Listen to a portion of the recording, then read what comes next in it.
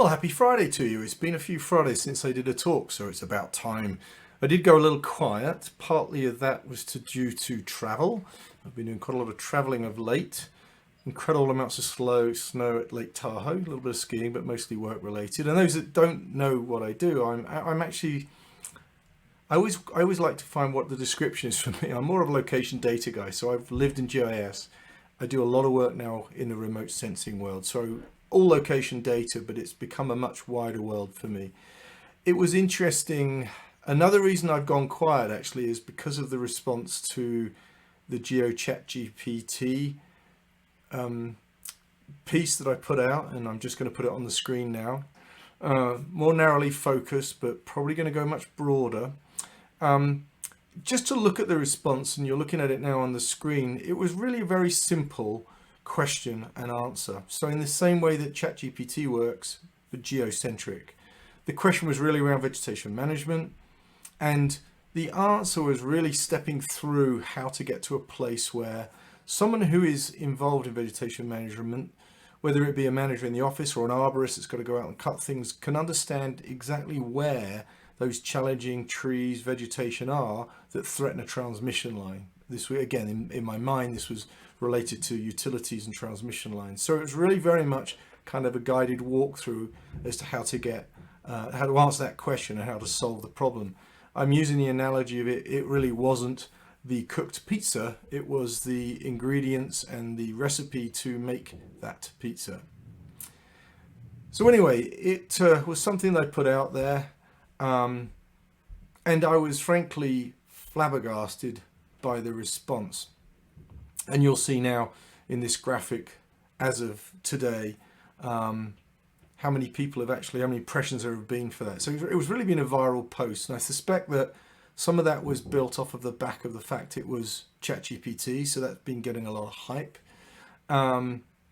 It's also been, I suspect, a geospatial response as well, and it's really that latter piece that I'm interested in. I've looked through the folks that have actually come to this, and again, 145,117 is the number of people that have looked at this. There have also been an enormous number of reposts and likes, etc., etc. So it's really resonated with the community. And it's not just GIS people or remote sensing people.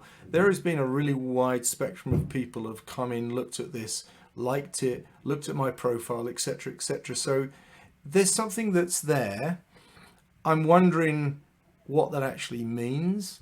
It certainly validates some of the work that we're doing in the background. It maybe scales that work that we're doing in the background. One point I wanted to make here was, which kind of drove this post, was the fact that ChatGPT cannot produce that output. And I tried many variations in ChatGPT on that question and similar questions, hoping to get something out that was somewhat similar to this. And ChatGPT can't do that. The question is, why can't ChatGPT do that? And will it be able to do that in the future? A couple of things there. Number one, ChatGPT is using a database which has been taken from the internet. Basically, they've done sort of what Google does. You know, they capture the contents of the internet, put it into a massive database, and then it's that provides the answers to the question. Bing and those other guys do something similar. So the source is the internet. ChatGPT's is a couple of years old, so it's older data. But regardless of that, the number one thing that it won't be able, what reason it won't be able to do that is because that information I'm providing there is not on the internet. Not only the granularity of the information, but simply it not being there. If one looks at what is produced by the geospatial industry currently, a lot of it is either very detail focused, nerdy, expert focused, or, and that's the bigger piece, it's self-centric, it's product promotion. It isn't really a journey from a problem to a solution. Rarely does one see that. There's always an agenda with it. This was a non-agenda based question. I included purposefully open source in there because I wanted to not be biased in favor of anyone or anything else. So that was the thrust of that. So moving forward, there will not be, I don't suspect, and there's no guarantees in life, but I don't think the granularity and the details are ever going to be that level within the geo world. So what does that mean? It means that a database needs to be built. And that's what that question is built off of, and other questions that in the background is being done. We need to have an actual geospatial database that is able to answer those and many more questions that are out there. So just to underline the fact that this is a very, very specific geo version of ChatGPT. And yes, it's a text-to-text output. Some people were mistakenly thinking that this would generate a map, show me where all those trees are that are problematic, so magically produce a map. Well, that potentially is down the road, but it's a long way down the road. There's a lot of work that would need to be on the back end to convert from a text input, understand that, and generate a spatial output with a spatial engine. That may be something down the road, but at the moment, this is a very much a text-to-text focused piece of work. Why do I think this is so important? I think there's a couple of things here. We live in a world of domain expertise. We live in a world of GIS guys over here. We have remote sensing folks over here, and remote sensing is bigger than imagery now. Remote sensing takes in a lot of other data types. Now I'm just going to put a graphic up now that kind of shows some of those areas that are the focus of location-based data. Hyperspectral is one area, and we can have thermal, LiDAR, as I've mentioned. There's lots of data sources now that fall under this umbrella of remote sensing.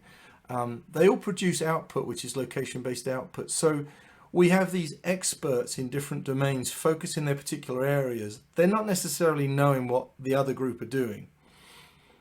So they know what they know. But what we're seeing is a convergence of this data. So what we're seeing is the ability now to take this data, to fuse it together, and to answer a question using that data. So experts themselves cannot take this journey that we're talking about, that a GeoChatGPT could spit out. And you'll have noticed, if you've read the post, that I mentioned vector data. That's kind of the GIS world.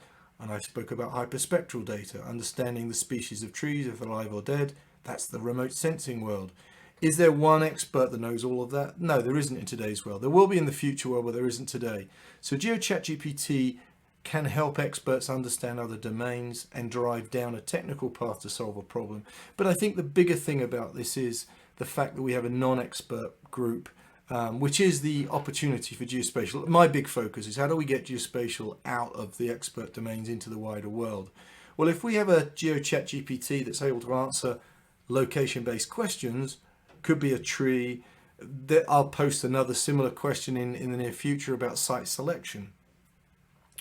We can ask non-experts can ask a question which is inherently geospatial without ever using the word GIS or geospatial. So this notion of a GeoChatGPT serves two communities. It serves the expert community, allowing them to understand what other technologies are combined with theirs to help arrive at a solution. But most importantly, it helps non-experts, the folk really we're serving, understand how to take that journey to get from A to Z on the end. So it's an interesting conversation. I think it's really important. I hope that the response is based around this fact that we are beginning to see this convergence on how do we answer a single question, leveraging all these new data sources we've got and new technologies. So that's why the exploration is we've been exploring this, and the response has been so huge, has been a big surprise.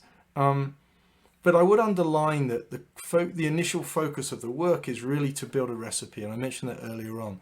This is really guiding people down a path to solve a problem. It isn't solving the problem itself. It's telling people it's these data sets you're going to need at this accuracy.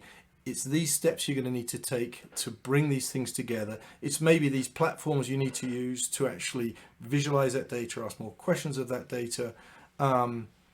It's potentially, it's, if it's a proprietary solution, if it's an open source solution, what are those solutions out there? So the goal of it really is to encapsulate the world of geospatial without being stuck in any particular domain, really to be focused on that journey from a problem to a solution that can be asked in different ways. So the journey has accelerated, if you like, within this.